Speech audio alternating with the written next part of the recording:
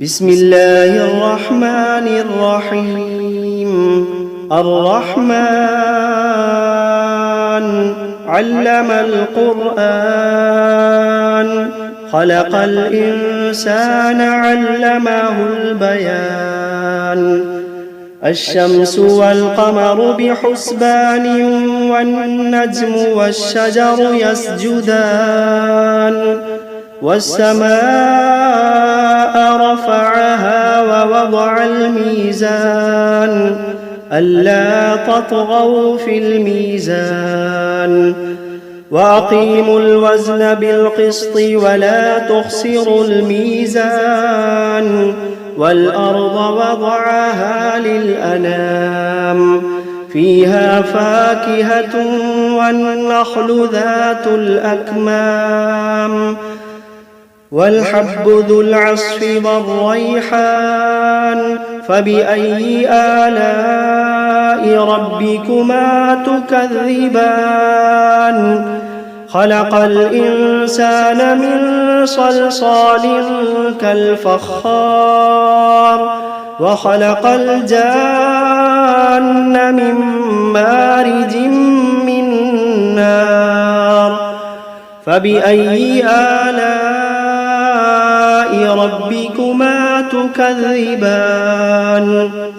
رب المشرقين ورب المغربين. فبأي آلاء ربكما تكذبان؟ مرج البحرين يلتقيان، بينهما برزخ لا يبغيان. فبأي آلاء ربكما تكذبان؟ يخرج منهما اللؤلؤ والمرجان. فبأي آلاء ربكما تكذبان؟ وله الجوار المنشآت في البحر كالأعلام. فبأي آلاء ربكما تكذبان؟ كل من عليها فان، ويبقى وجه ربك ذو الجلال والإكرام. فبأي آلاء ربكما تكذبان؟ يسأله من في السماوات والأرض كل يوم هو في شأن. فبأي آلاء ربكما تكذبان؟ سنفرغ لكم أيها الثقلان. فبأي آلاء ربكما تكذبان؟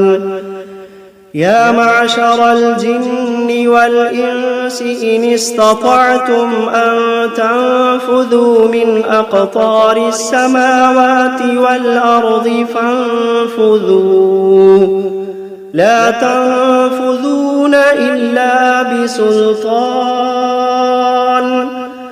فبأي آلاء ربكما تكذبان؟ يرسل عليكما شواظ من نار ونحاس فلا تنتصران. فبأي آلاء ربكما تكذبان؟ فإذا انشقت السماء فكانت وردة كالدهان. فبأي آلاء ربكما تكذبان؟ فيومئذ لا يسأل عن ذنبه إنس ولا جان. فبأي آلاء ربكما تكذبان؟ يعرف المجرمون بسيماهم فيؤخذ بالنواصي والأقدام. فبأي آلاء ربكما تكذبان؟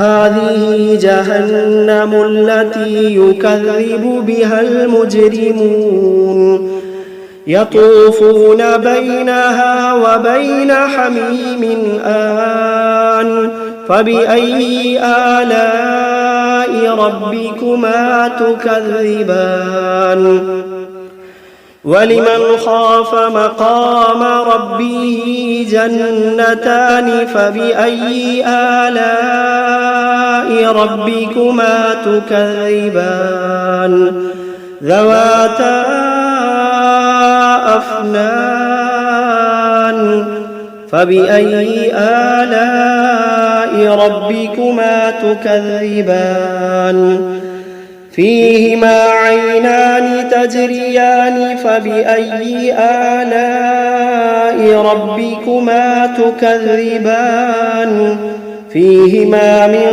كل فاكهة زوجان فبأي آلاء ربكما تكذبان متكئين على فرش بطائنها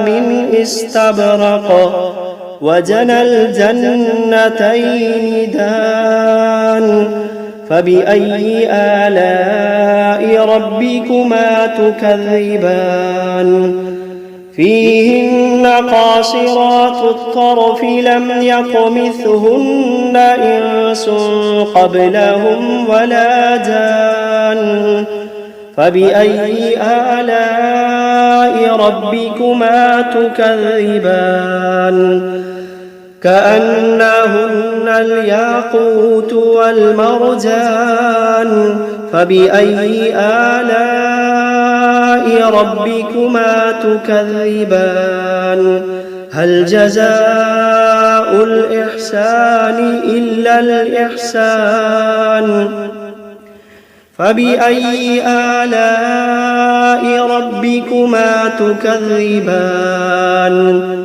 ومن دونهما جنتان فبأي آلاء ربكما تكذبان مدهامتان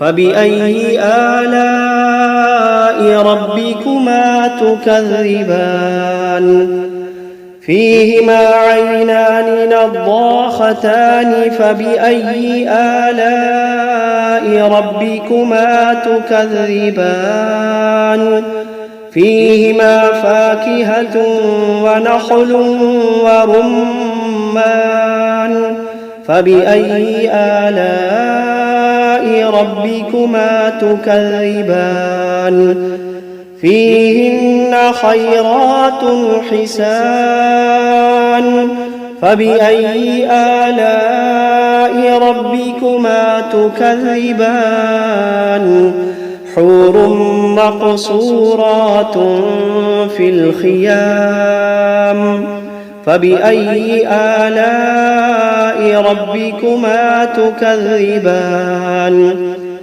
لم يطمثهن إنس قبلهم ولا جان فبأي آلاء ربكما تكذبان متكئين على رفرف خضر وعبقري حسان فبأي آلاء ربكما تكذبان تبارك اسم ربك ذي الجلال والإكرام بسم الله الرحمن الرحيم تبارك الذي بيده الملك وهو على كل شيء قدير الذي خلق الموت والحياة ليبلوكم أيكم أحسن عملا وهو العزيز الغفور الذي خلق 7 سماوات طباقا ما ترى في خلق الرحمن من تفاوت فارجع البصر هل ترى من فطور ثم ارجع البصر كرتين ينقلب إليك البصر خاسئا وهو حسير ولقد زينا السماء الدنيا بمصابيح وجعلناها رجوما للشياطين وأعتدنا لهم عذاب السعير وللذين كفروا بربهم عذاب جهنم وبئس المصير إذا ألقوا فيها سمعوا لها شهيقا وهي تفور تكاد تميز من الغيظ كلما ألقي فيها فوج سألهم خزنتها ألم يأتكم نذير قالوا بلى قد جاءنا نذير فكذبنا وقلنا ما نزل الله من شيء إن أنتم إلا في ضلال كبير وقالوا لو كنا نسمع أو نعقل ما كنا في أصحاب السعير فاعترفوا بذنبهم فسحقا لأصحاب السعير إن الذين يخشون ربهم بالغيب لهم مغفرة وأجر كبير وأسروا قولكم أو اجهروا به إنه عليم بذات الصدور ألا يعلم من خلق وهو اللطيف الخبير ألا يعلم من خلق وهو اللطيف الخبير هو الذي جعل لكم الأرض ذلولا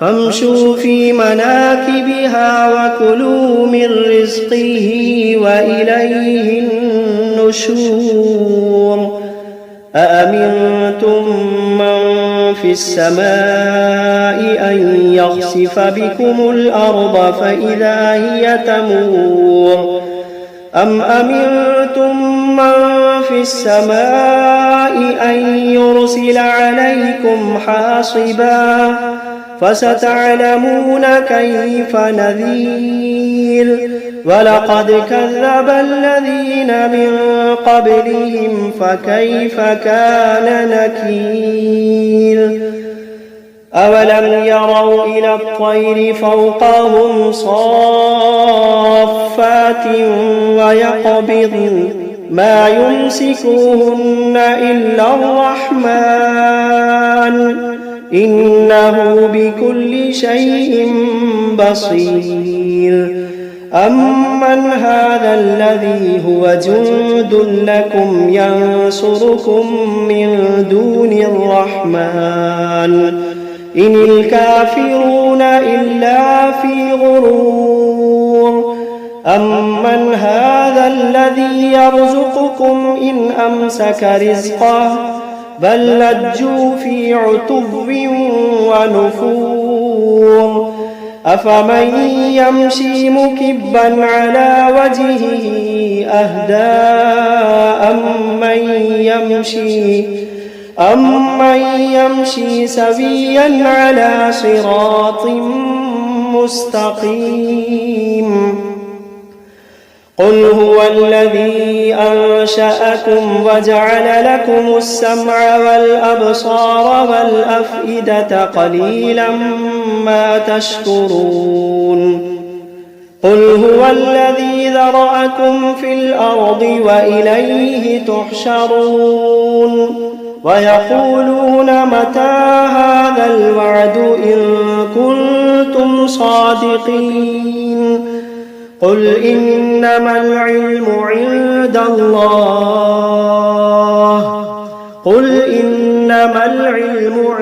الله وإنما أنا نذير مبين فلما رأوه زلفة سيئت وجوه الذين كفروا وقيل هذا الذي كنتم به تدعون قل أرأيتم إن أهلكني الله ومن معي أو رحمنا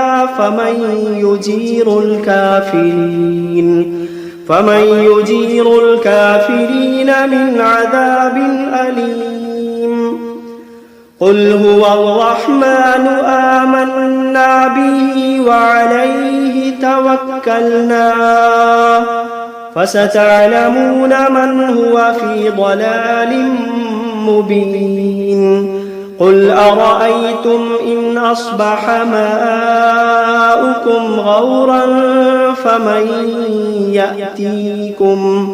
فمن يأتيكم بماء معين بسم الله الرحمن الرحيم قل أوحي إلي أنه استمع نفر من الجن فقالوا إنا سمعنا قرآنا عجبا يهدي إلى الرشد فآمنا به ولن نشرك بربنا أحدا وأنه تعالى جد ربنا ما اتخذ صاحبة ولا ولدا وأنه كان يقول سفيهنا على الله شططا وأنا ظننا أن لن تقول الإنس والجن على الله كذبا وأنه كان رجال من الإنس يعوذون برجال من الجن فزادوهم رهقا وأنهم ظنوا كما ظننتم أن لن يبعث الله أحدا وأنا لمسنا السماء فوجدناها ملئت حرسا شديدا وشهبا وأنا كنا نقعد منها مقاعد للسمع فمن يستمع الآن يجد له شهابا رصدا وأنا لا ندري أشر أريد بمن في الأرض أم أراد بهم ربهم رشدا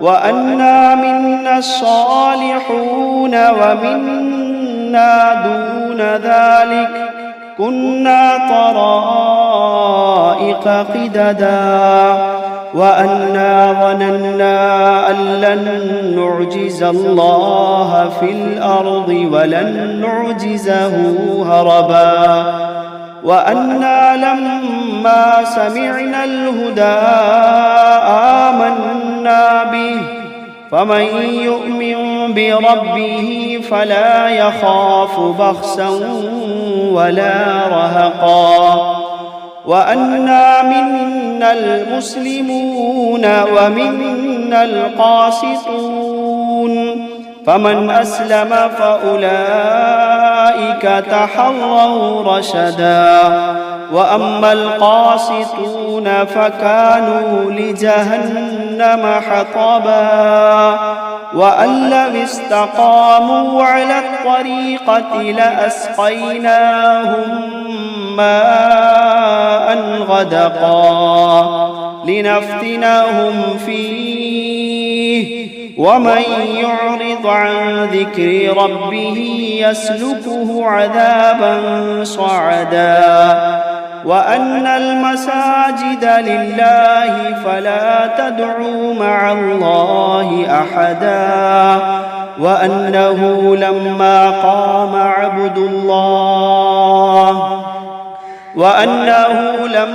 قام عبد الله يدعوه كادوا يكونون عليه لبدا. قل إنما أدعو ربي ولا أشرك به أحدا. قل إني لا أملك لكم ضرا ولا رشدا. قل إني لا أملك لكم ضرا ولا رشدا. قل إني لن يجيرني من الله أحد. قل إني لن يجيرني من الله أحد ولن أجد من دونه ملتحدا إلا بلاغا من الله ورسالاته ومن يعص الله ورسوله فإن له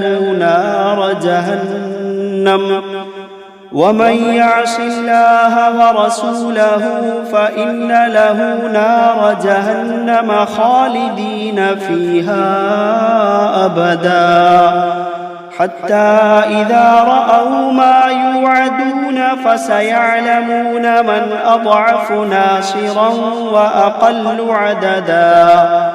قل إن أدري أقريب ما توعدون أم يجعل له ربي أمدا. عالم الغيب فلا يظهر على غيبه أحدا إلا من ارتضى من رسول فإنه يسلك من بين يديه ومن خلفه رصدا ليعلم أن قد أبلغوا رسالات ربهم وأحاط بما لديهم وأحصى كل شيء عددا.